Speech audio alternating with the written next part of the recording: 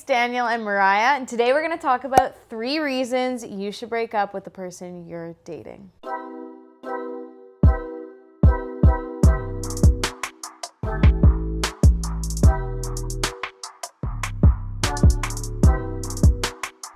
The dating season is a interesting one, like when you're kind of seeing someone, going on dates, Figuring them out. Maybe you're official and you have been for a while, but I think it's so important to always approach your dating relationship with a critical mind, because you're in the season where you're still trying to decide whether this is the person you want to spend the rest of your life with. I remember some advice someone gave me years ago was like, you have to remember, you're dating them, you're not married to them, so the vow to be with them forever isn't in place. Like, you can break up with them if it isn't the right thing. And that was so helpful for me. I felt so relieved. But I think that sometimes we need that reminder, because we have so many shared experiences, sometimes so many memories. Maybe you've made promises. Maybe we made promises, but it's so important for people to say, like, to recognize that until you're married, there's no real, like, commitment that you have to kind of live into. Like, obviously you want to be loyal to the person when you're dating. You don't want to be unfaithful. But as far as, like, leaving the relationship, breaking up with the person, you're able to do that. You're free to do that. So these are 3 reasons we think that should indicate to you that you should leave your relationship. Yeah. And a caveat just before we get into the reasons is this is assuming there's, like, a base level of trust in your relationship. So there's no abuse, no cheating, no, like, anything like that. Like perpetual lying. Those to us are obvious reasons to break up with a person. These reasons we're going to share are maybe a little bit less obvious, or if you've been with someone for a long time, you might not recognize them as reasons to not continue the relationship. So I just wanted to say that before we got into the reasons. So the first reason is if you're not true friends with the person. Like, I think that sometimes people will get wooed by a romantic relationship or the potential of being with someone who is fun, charismatic. And when you step back, you're like, oh, we don't have anything more than just romance. That's fleeting. Something that I've realized in marriage is that, like, there's so many seasons where the friendship component, like I would break our marriage up into, like, 4 or 5 or maybe even 6 different categories.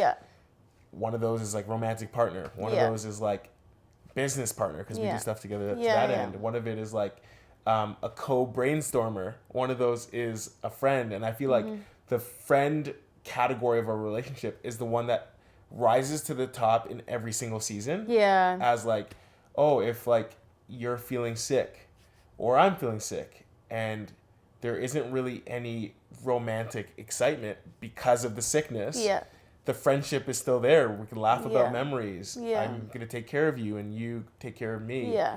And so I think it's so important when people are dating someone to really step back and be like, do I enjoy this person's company as a friend? Like, do I find them funny, or do we have compatible senses of humor?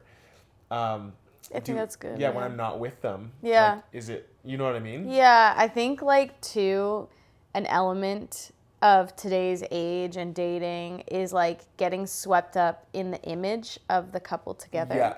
Like, how you portray yourselves on social media, or it'd be like, well, we have the same aesthetic or the same vibe and we just look so good together, and maybe people are telling you that all the time. I think that can also mess with people a bit. Because everyone on the outside is just seeing the romantic part. They're not seeing, like, the hard moments or the friendship that's supposed to kind of bond you guys together. But I remember hearing one time a couple talking about how they were dating and that they didn't really laugh together. And I remember thinking, man, that's so sad. Like, I feel like even times where I'm in a bad mood or, like, maybe had a hard day and you're able to make me laugh really, like, lifts my spirits or turns me, or even just draws me back to you because our friendship has carried us so much. What's the second? The second thing is if you're not attracted to the person. And I think when people hear this, they automatically think physically, but I'm talking about, like, all levels of attraction, so physically, emotionally, mentally. If you are not drawn to the person, that's a red flag. And I think that maybe there's a time in your relationship where you were, maybe at the beginning, and then over the course of years, it's just kind of faded. Yeah. That's really important to pay attention to. And I think it's so important to pay attention as well to like a disproportionate draw to the person. Like if you look at your girlfriend or boyfriend, you're like, oh, I'm attracted to them like emotionally or physically the same as I would any other guy out there or any other girl out there, and you're not even able to name one thing that you're like, oh, I really like our conversations. Like there's no one I have conversations with like this person. Yeah. Or there's no one I have more. You know what I mean? There should be something that like sets this person apart. Like, oh, when we hang out, I have the best time I ever. You know what I mean? And I think it's so important for people to take a look at their relationship and be like, oh, am I disproportionately attracted to this person in these different areas, whether it be like physically or even spiritually or like, you know what I mean? Just really thinking critically about that as you build a relationship. I think too, like when you've been together with someone for a while, like relationships get mundane or just life gets mundane.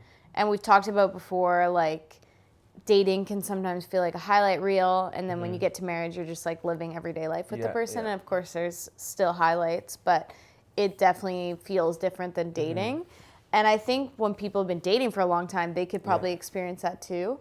And I think that's okay. But it's when you realize, like, I'm just really not drawn to this person anymore. Nothing they say inspires me or excites me or makes me interested, or I just physically it's hard being with them or something like that. I think that's probably a reason to at least consider if this relationship is still for you. I think for me, there was a moment where I was in a relationship in the past, and I remember thinking like, oh, we're not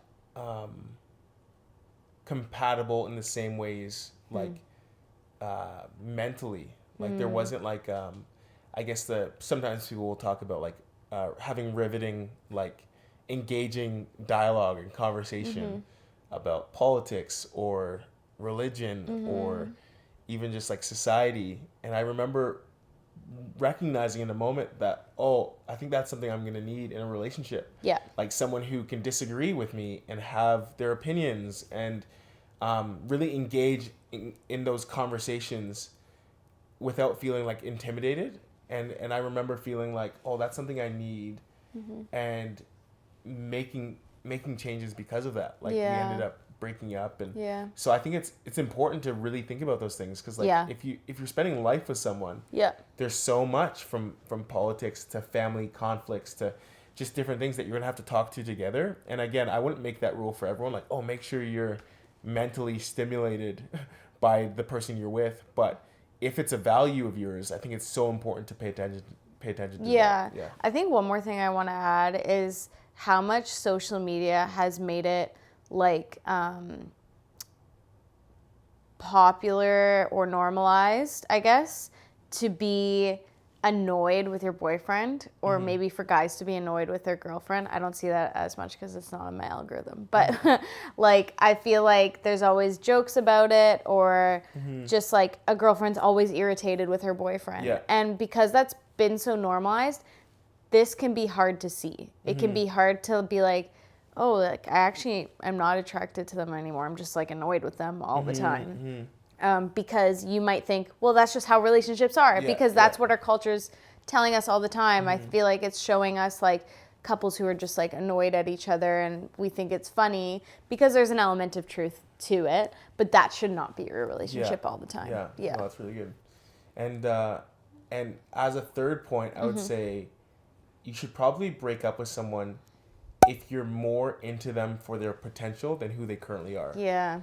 Like I think that potential is potential because there is the reality where it doesn't get realized. So it's like if I'm like, oh, I'm met this girl named Mariah and I'm with her because she wants to be an amazing lawyer one day, and she has such an amazing like like heart for people who are dealt with in an unjust ways, and she wants to fight for the people who can't fight for themselves. But you're not doing but the girl I'm seeing, Mariah, isn't doing those stuff now, but they always talk about those things aspirationally. Yeah.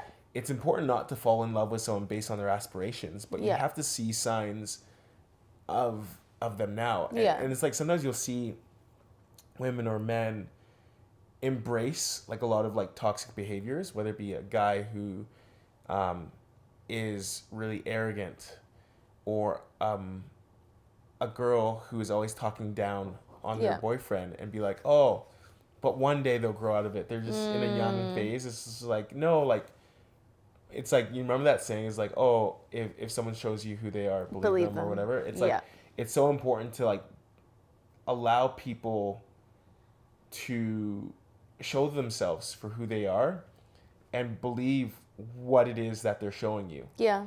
And don't be aspirational and say like, oh, but this is what they could be. Or they say they want to work on it. Or when I'm in their life, they'll be more like this. It's just like, don't overestimate your ability to change someone's character at the core. Because like, it's often a reality that someone is, at least from my experience, people have been more stuck in who they are than more moldable. Yeah. You know what I mean? Yeah, no, I'd agree. I think with this one though, something I would say is give it time.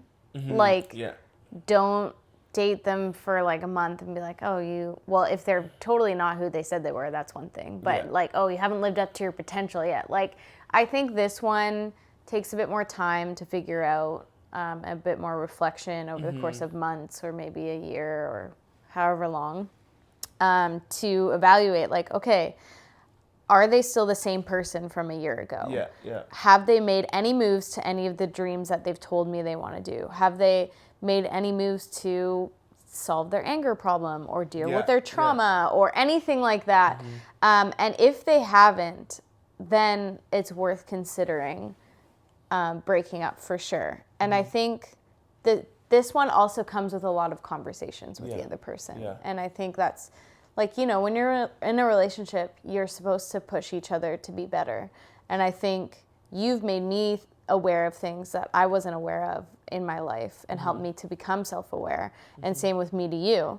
And that's helped us grow. But it's what we did with those moments. We're able to gain that self-awareness and grow and learn. But some people aren't able to do that. And so they're stuck in this phase of life, I guess. Yeah, no, that's good.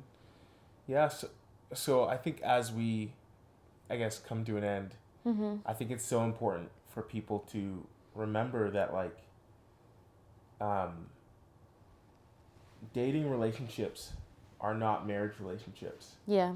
I think that there is, like, a cost that comes, though, with ending a relationship. And so I want to name that it's a lot easier said than done. Yeah. When it comes to breaking up with someone and ending a relationship. But just think, like, I guess we both have gone through, like, significant breakups. And if I hadn't stepped out and you hadn't stepped out and actually allowed that relationship to end, then we wouldn't have what we have today. Yeah. So I think that, like, there's this thing where it's like hindsight is 20/20. And right now, someone who's in a relationship can't see what hindsight looks like. Yeah. But we can. Yeah. And we can encourage you in that there is hope. You'll be okay. And on the other side of your breakup, it could be on the other side by a year, it could be on the other side by 5 years, is the person who you're truly meant to be with. And obviously we wouldn't think that there's like a one person that everyone's supposed to be with. Yeah. But we do believe that if you're feeling one or all of the things that we mentioned, there is a better person out there for you. Yeah. And also, like, I'm assuming that you care for the person that you're considering breaking up with, that there's probably a better person out there for them. For them as well. Well. So it could be one of the most caring things to do to end your relationship with them so that they can move on and find a better person for them as well. Yeah. And I think, exactly that. Like, it's not just them getting in the way of your future. Yeah. It's you getting in the way of their future as well. Yeah.